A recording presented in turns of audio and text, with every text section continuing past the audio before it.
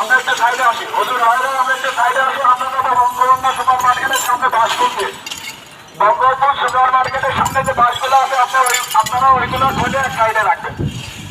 আর এখানে যেহেতু পোলাপান আছে এগুলো এটা করুন, আপনারা এটা